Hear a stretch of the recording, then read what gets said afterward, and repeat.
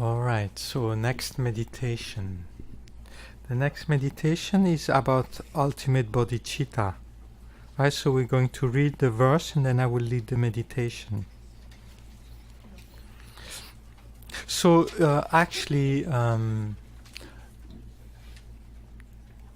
there's two ways. So in certain texts, you have the presentation of conventional bodhicitta first. So Lama Tsong, here it presents ultimate bodhicitta first.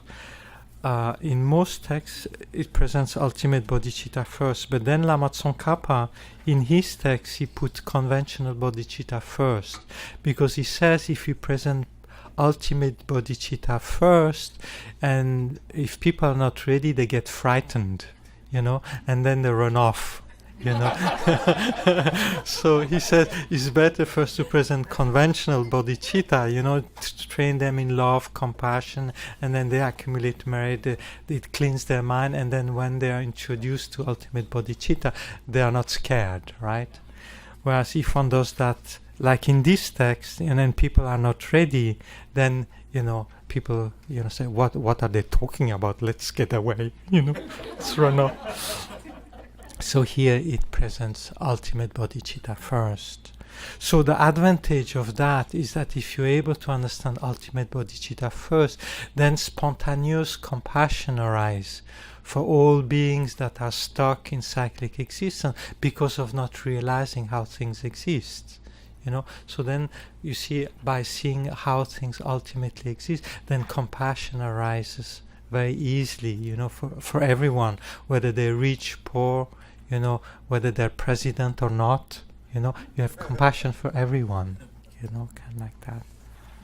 So it's but it's not easy to understand. So the ultimate reality has many different levels, So when one studies Buddhist philosophy, there's many different levels. So in the normal text presented by Geshe Chekawa is a more mind-only or Svatantrika Madhyamika view, whereas here is the Prasangika view, as presented by Lama Tsongkhapa. So it's a little bit mind-blowing, view of reality. So it's not easy to completely grasp, I don't expect you all to realize it, in this meditation. So don't think, you're a bad student because you don't get it, I mean, it's really challenging, this perception of reality. But just to, inquire to see, wow, how could that be like? How could that be like? It's amazing. You see, from Buddhist perspective, here, from ultimate reality, here there's only space. There's no me, there's no you, there's no room, there's nothing at all. From ultimate reality point of view, there's nothing. You're just space of blissful awareness. Right? So that's the deep down mode of existence of every one of us and of all phenomena. It's just pure space. So space has no hope, has no fear. It's a blissful awareness, right? And that blissful awareness is the deep mode of existing of each one of us and of everything, So that's ultimate reality. And then conventionally or superficially, things exist, but not like we see it. Once you have seen ultimate reality, here everything appears and exists like a dream. An illusion like. You see, everything depends on cause, condition, parts, mental labeling, yet at the same time it has this essenceless nature. So you don't, even though you live in the world with people and life unfolds, you don't have any hope and fear, because you know that deep down is this pure, everlasting, blissful reality that you are. Right? So this constantly change, move, but it has no essence. You see? So it's this combination of these two levels of reality that is what actually exists. No? So for us, ordinary being, we see everything concrete, solid, right? So, but by familiarizing the mind how things ultimately exist, that everything are essenceless, you see, when you can experience that, then when you come out of that experience, the way you perceive the world changes. It becomes more dreamlike, illusion-like. You see, because you see ultimate reality, then it changes the way you perceive conventional reality. You know, so one alternates ultimate reality, conventional reality, and only a Buddha can see both simultaneously with one consciousness. That's only when we have finished our spiritual evolution that we can see the world of beings and at the same time see the essencelessness of the whole thing.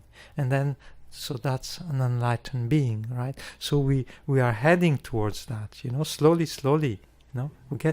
But that's our final home, you know, that's what we really are, you know. So we have gradually to remove the veils that prevents us from seeing things like that. No? So this, you see, so in this text it says, awareness of how things ultimately exist. So first it starts with the world, you know, see all phenomena as dreamlike. They are not independent of mind or mental designation. And then you examine the nature of the mind itself. So examine the ultimate nature of mind. So the mind also is empty of inherent existence. The mind is merely imputed by the mind. You know, it doesn't exist as something concrete, solid. You know, the mind is merely imputed by the mind, merely labeled by the mind. It doesn't exist inherently. And then understand this ultimate nature is also empty of inherent existence. You see, some people say that the emptiness of the mind is an absolute, you know, is the ultimate reality, you know, where everything comes from. But actually even this emptiness of the mind is also empty of inherent existence. It also doesn't exist as something solid, you know. And then once you in that experience where nothing, you cannot hold on to anything, so you abide there. Allow the mind to abide in this experience of space like emptiness. You see, so the mind doesn't hold on to anything, not even the mind. Right? So there's nothing to hold on in any direction. So you become one with this space like awareness that realize that there's nothing that inherently exists, that nothing has any essence, not even the mind itself, and thereby it's completely free, right? So you stay there as long as you can, and then when you become tired that you come out of that and you see everything like an illusion. You know, in post-meditation, see everything, including yourself, as illusion-like or dream-like. Or you can say without having any essence.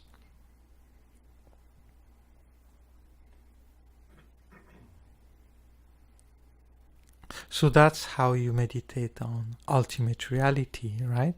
So I will guide a little meditation along those lines so that you can have a little idea of how one does that, you know, not just conceptually but experientially, you know.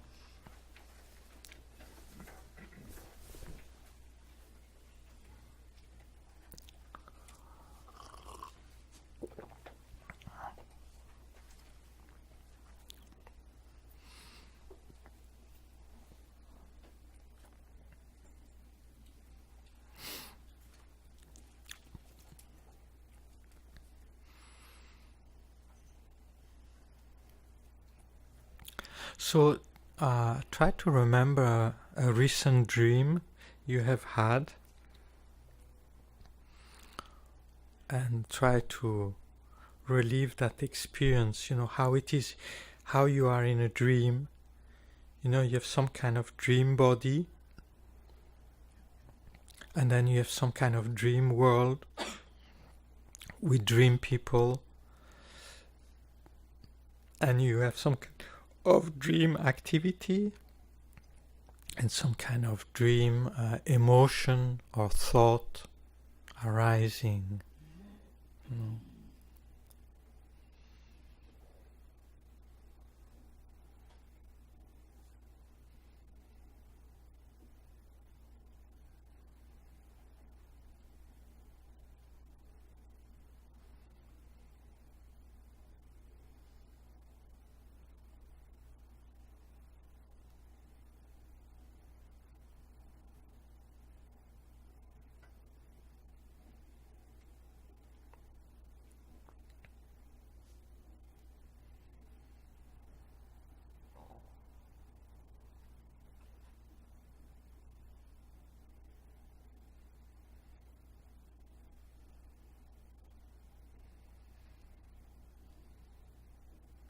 So we have these emotions and these things because while we are dreaming, we think that the dream is real. Most of us, while we are dreaming, we don't know we are dreaming. We just experience that as something real.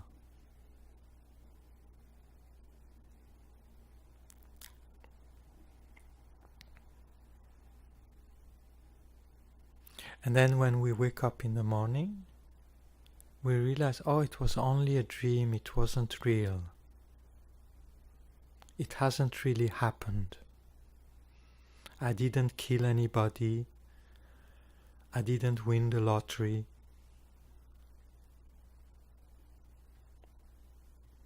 The people I met in the dream weren't real people.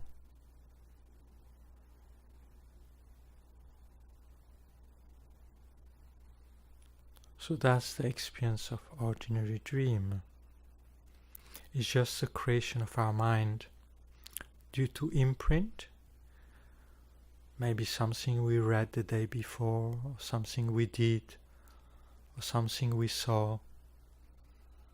So the mind processes this information and re-experience them in the form of this dream.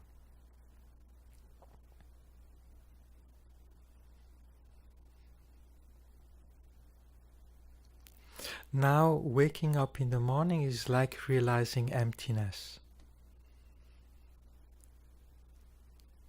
You see, it hasn't really happened.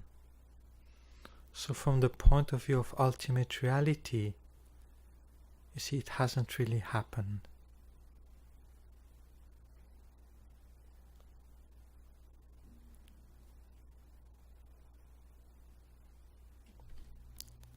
So a person that is doing lucid dreaming, so that person is dreaming, but at the same time he knows it's a dream. So sometimes we have this kind of dreams. You see, for example, on Sunday morning, when you can, stay longer in bed. For those to whom that happened, you have a leisurely morning, and sometimes you have a dream that you like, and you wake up and say, oh, I want to go back into that dream, and you're able to go back into the sleep and you can continue that dream. I think most of us have had that experience at some point. So you're able to dream, but at the same time it's a dream and you enjoy the dream. Oh, I want to continue that story, so you go back into it. So this kind of lucid dream, it's a dream while you're dreaming. So it's not real while you're doing it, while you're dreaming. So that's a person that has realized emptiness. That person can experience the dream while knowing it's just a dream, it's not real. So that person doesn't have any hope and fear. You see, the more he knows it's just a dream, so even if he gets killed in a dream, it doesn't matter, it's just a dream. I'm not really get killed.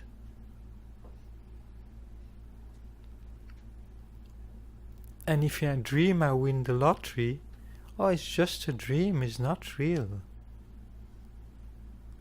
So the hope and fear, the anger, the attachment, all this disappear. You see, all this strong emotion disappear because you know it's only a dream, it's not real.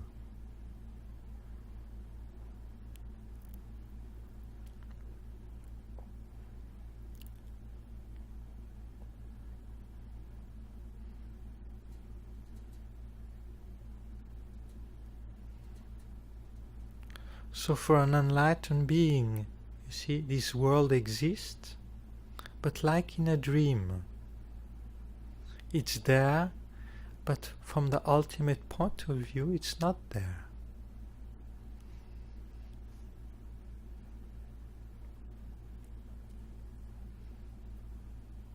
And knowing it's not there, it can eliminate your attachment, your fear, your longing. You see, you can live in the world,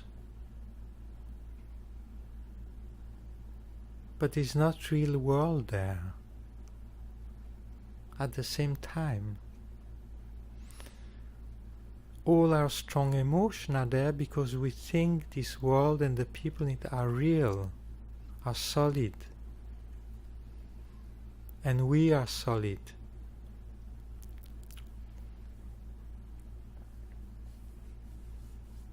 But it's only like a dream. It has no essence.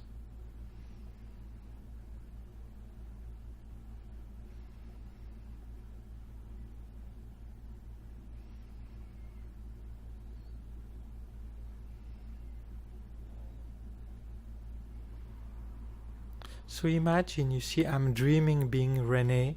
So you say, I'm dreaming being, say your name. I'm dreaming my life. I'm dreaming the life I have. I'm dreaming my parents. I'm dreaming my relatives, my friends. I'm dreaming my job. I'm dreaming my house. You see, imagine that you are dreaming these things. And that you're going to wake up. You see that it's only a dream.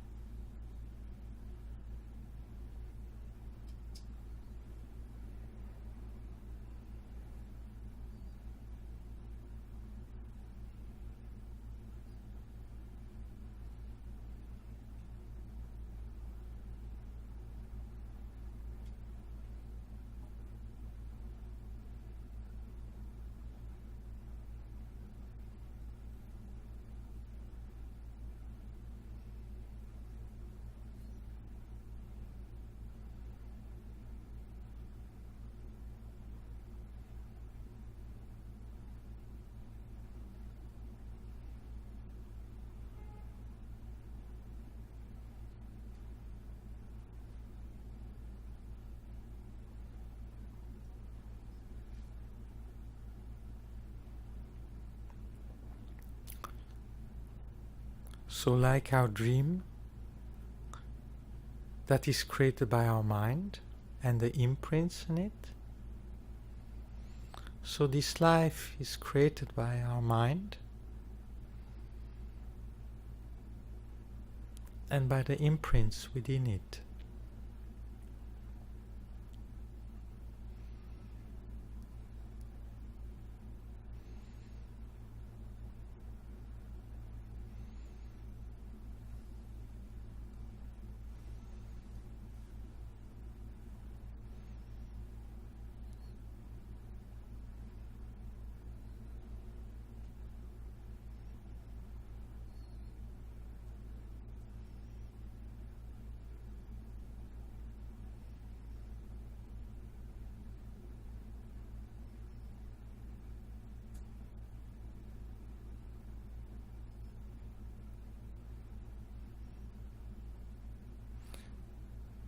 So within this dream reality, if you look for the self, the I, the me, the thinker, the René,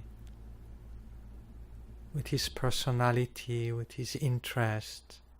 If you look for yourself, the I within this dream,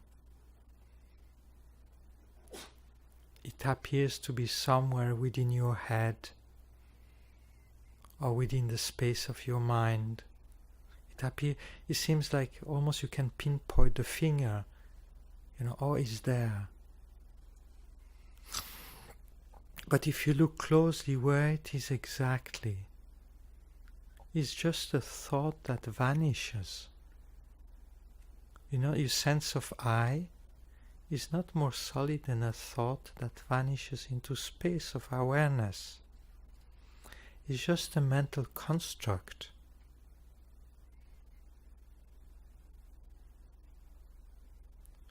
So you I with your personality, with your interest, with your likings and disliking, is just a hallucination. From an ultimate point of view, that I you cannot find. You're not that.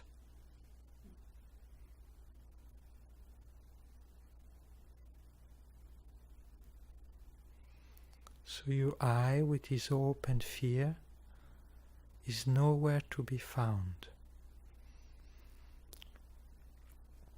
So your whole life story,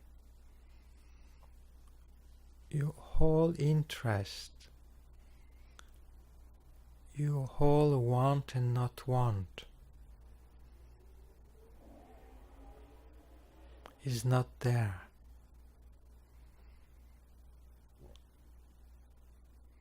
Try to see that your whole drama of life is not there from an ultimate point of view.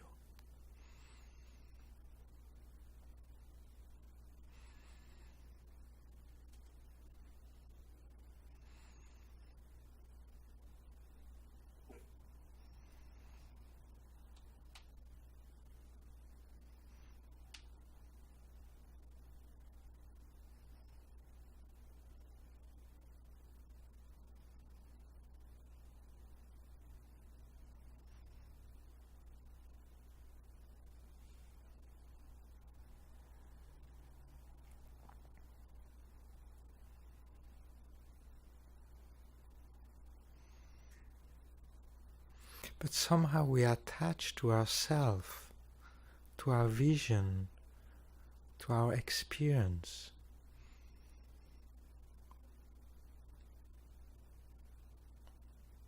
To our project. You see? But if you look exactly where is it? Who's that I? And who is his vision of life?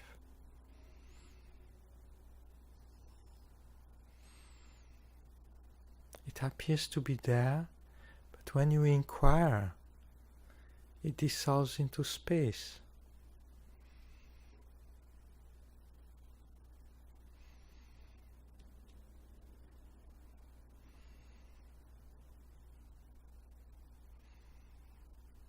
So this ego persona that we have,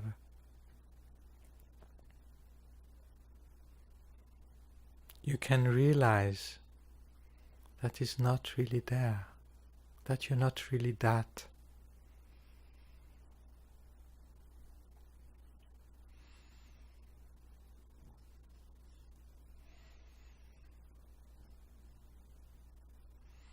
And that opens infinite possibilities.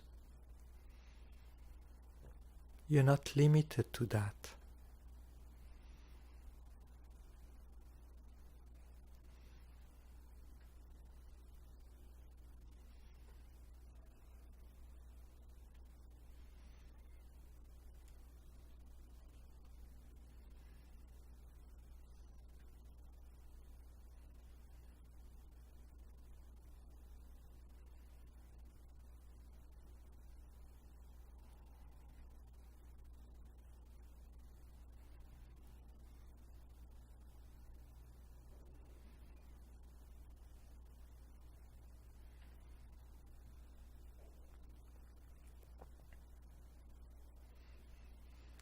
Then you have the feeling, this limitless awareness with infinite possibilities.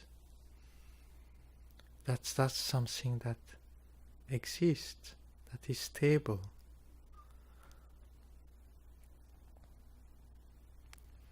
But it's just a stream of moment of awareness. And the past moment has already gone, the future is not yet here, and the present moment you can split it up infinitely.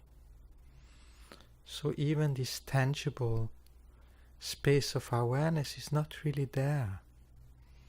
That also has no essence, no solidity. Awareness itself you cannot find as anything substantial that is really there.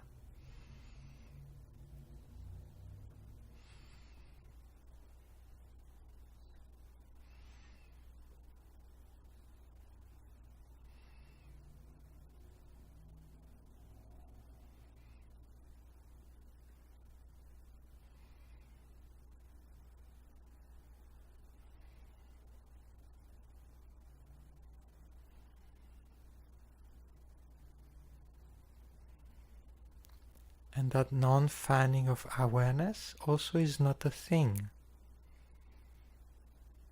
That also cannot be found.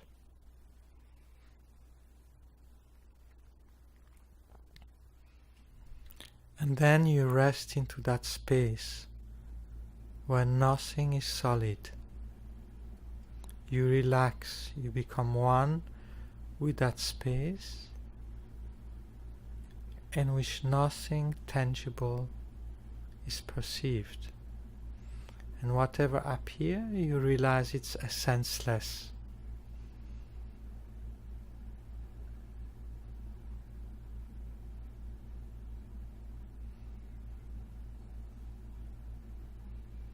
So at the beginning you inquire into this senselessness. So you stare into this senselessness. And then you relax a bit. You relax a bit and you become one with that space.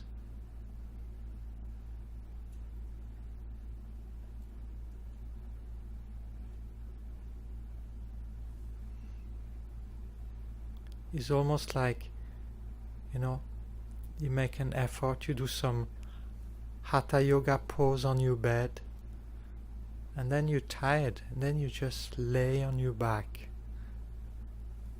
and you relax your body, and you become one with the bed. So here you stare into space, you don't find anything, and then you relax into that space of awareness, you become one with it. There's no more duality subject-object. That space of awareness is pure light, pure bliss, and you are that.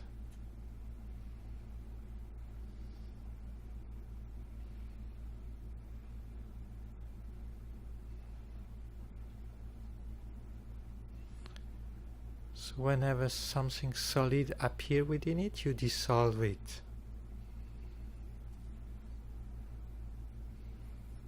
And then you rest in that space. And like Lama Geshe would say, whatever you experience, good enough.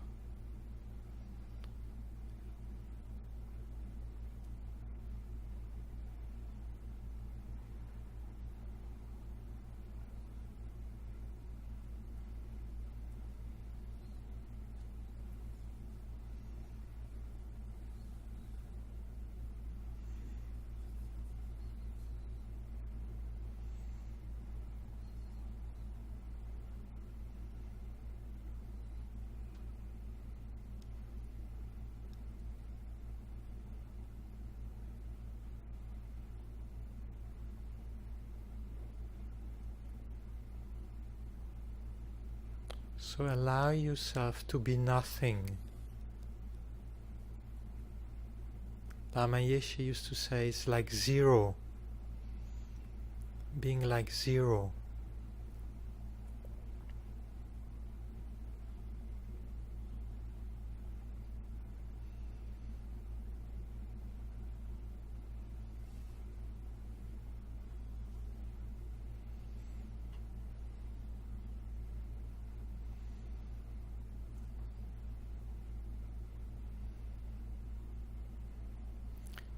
So the ego with its worldview wants to reappear. So let it dissolve back into the space. Try to be without story, without ego worldview.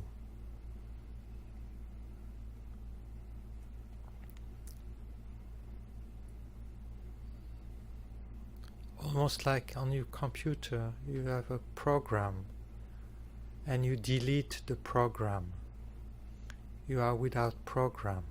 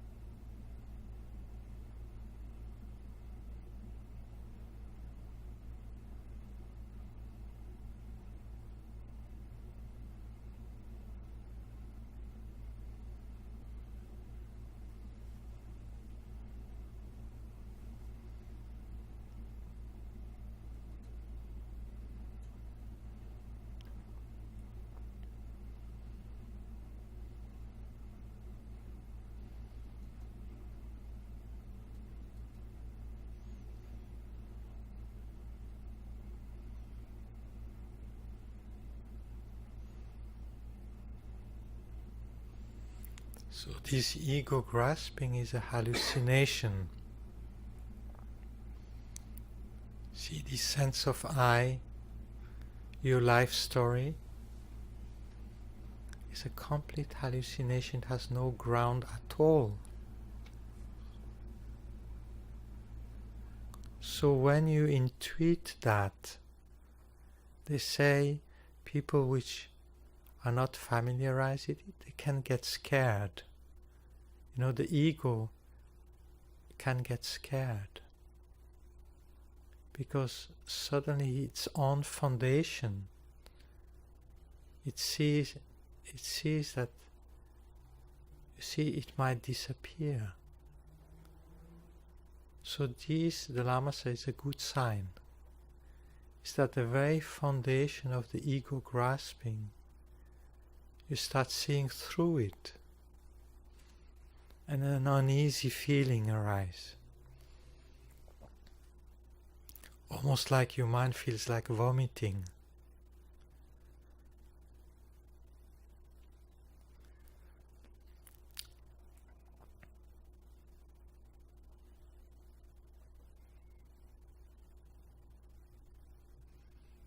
And then for those which have more merit or have done more practice, when they realize that this ego is not there, is a hallucination. So for them it's a great sentiment of joy. Finally, I'm free of this tyrant, you know, this ego grasping. So the same experience can be seen as positive and negative, depends on one's familiarity.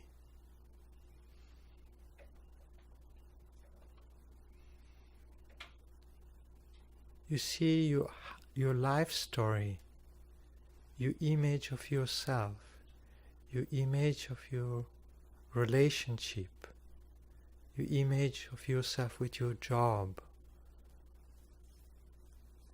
All this self-image is not there at all. It's a complete hallucination. Within your mind, it's not there. You're completely free of that.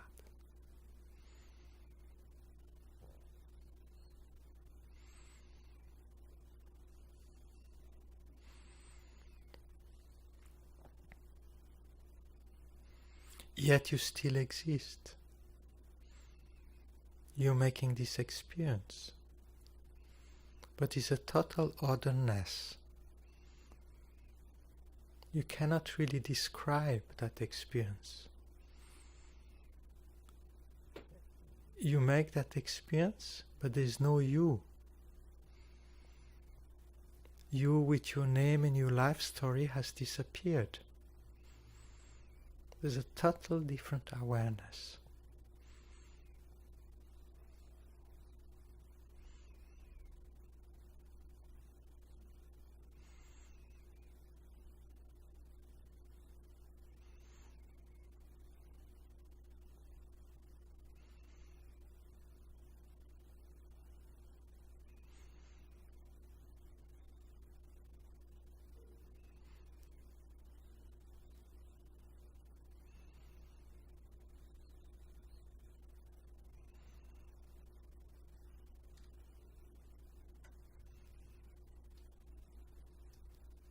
So you might get a glimpse here and there, for a few seconds, when the stream of your thought, the stream of the image you have of yourself,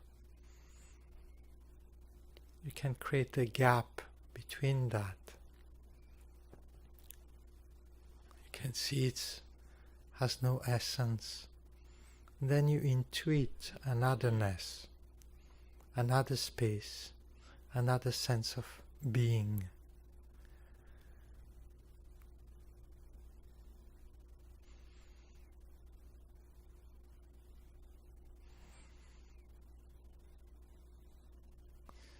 So you can exist without your life story.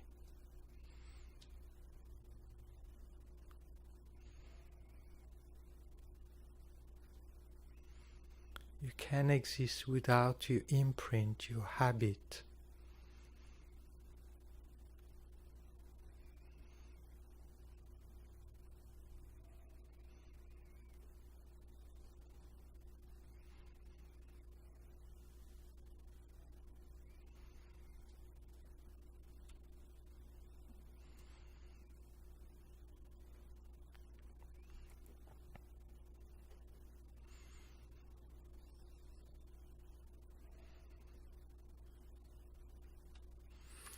Then within that experience, imagine in your mind, you see this room again, the people in it, yourself in it, but without the sense of self, without your life story.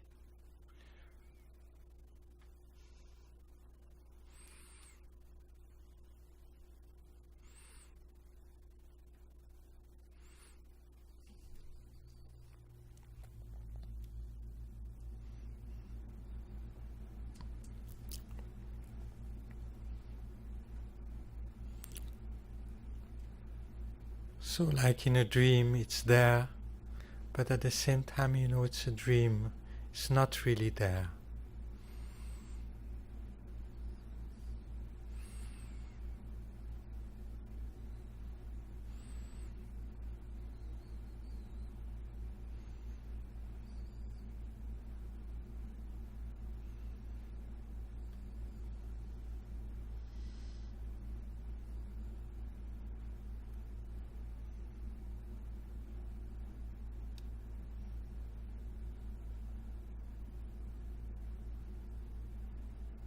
And there's no you experiencing that, no ego with his hope and fear.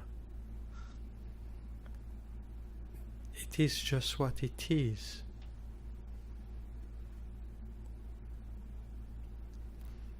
and you have no aim for yourself, because you know it's only a dream.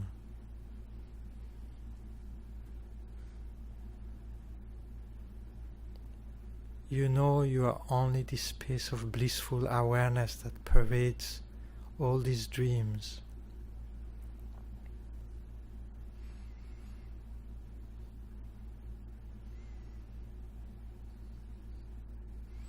And you have no aim for yourself, because you have total satisfaction into this blissful awareness that pervades the manifest and the unmanifest.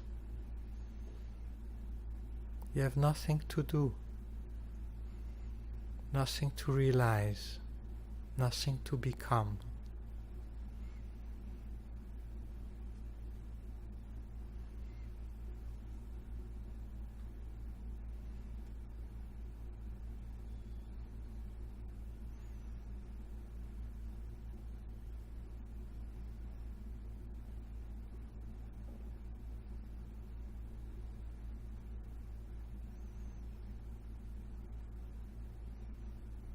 Yet spontaneously you have this immense love and compassion for all beings, and the only reason you exist is to make other people happy.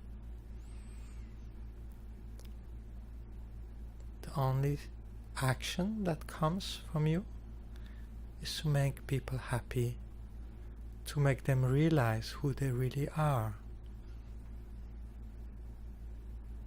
That is completely free from all hope, fear, from all mental affliction and suffering.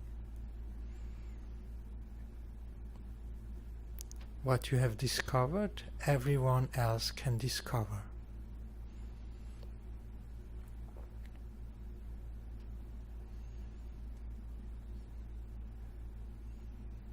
And why you live, while you will live forever, is to manifest in this various dream, to make people aware that they are only dreaming.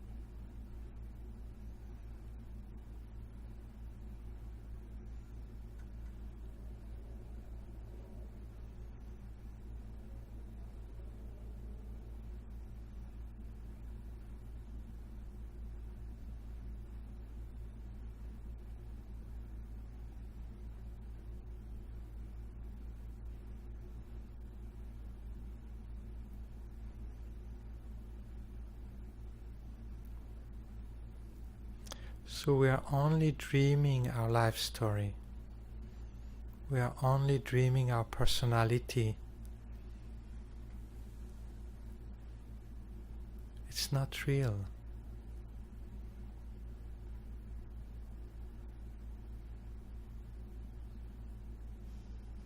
Mean not real, you cannot find any essence in it. You cannot find any objective reality in it. It appears and functions if you don't inquire. We believe we adhere to it, but it has no substantial existence deep down. So an enlightened person doesn't have a life story, doesn't have an ego story,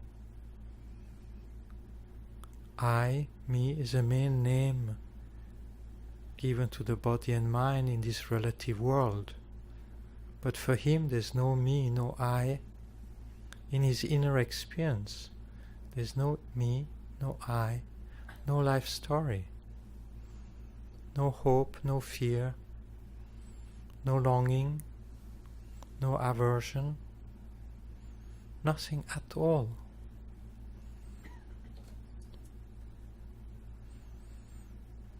Because he knows this is just a dream. It's not real.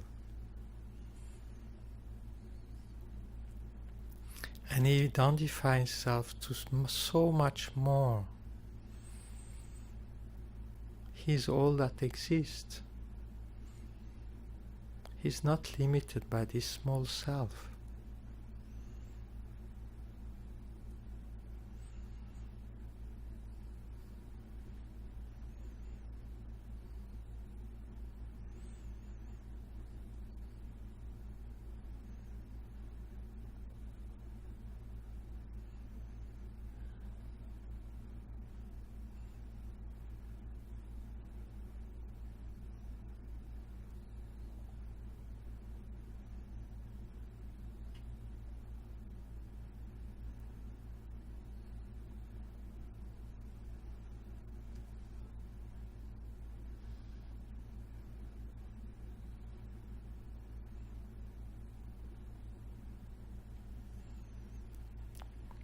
All right, so we're going to dream lunch.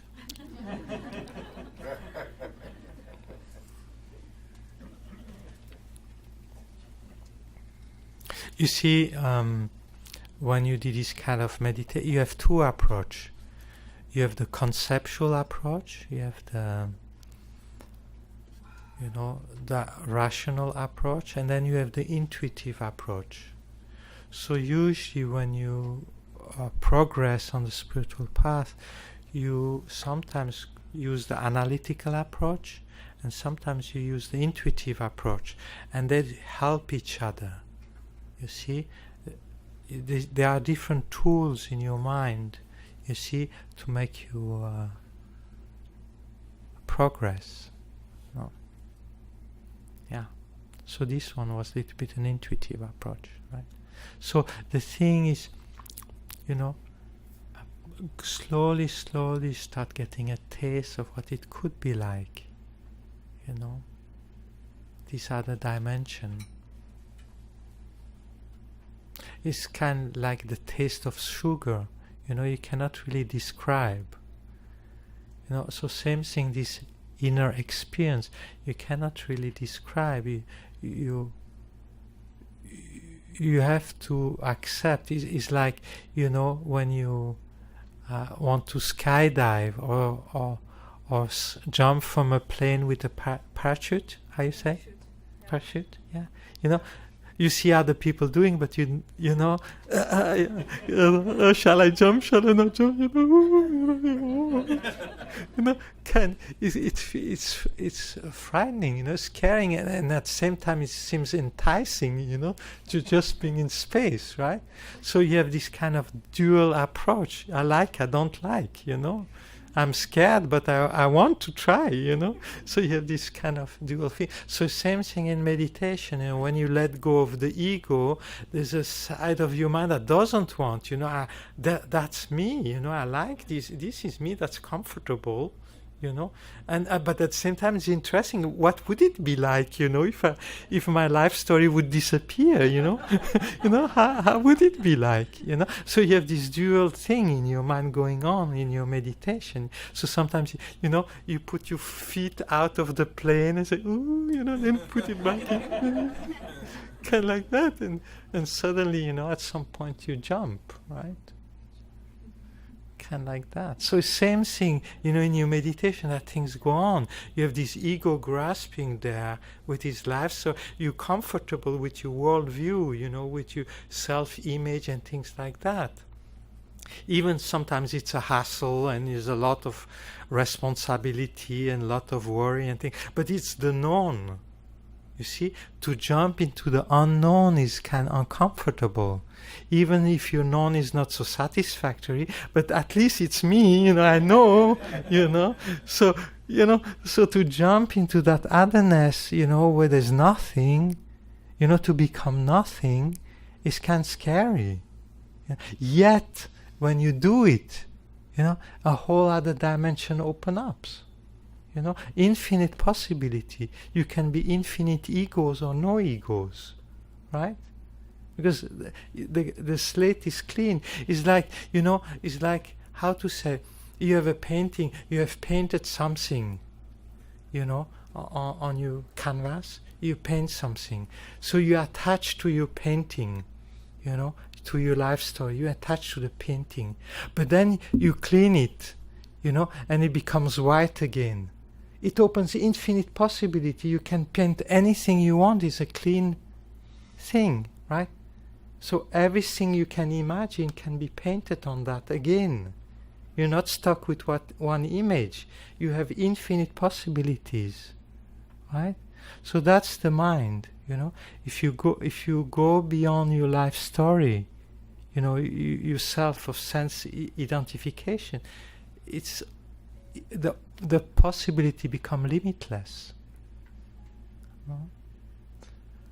But what prevents us from doing is our attachment, my little me, my So one has to gradually let go and jump, and then gradually we see how beautiful it is in that other dimension, where there's no ego, where there's no life story. That the intelligence, what you experience there, is fantastic. How can I always be limited by this little ego? So, now is lunch.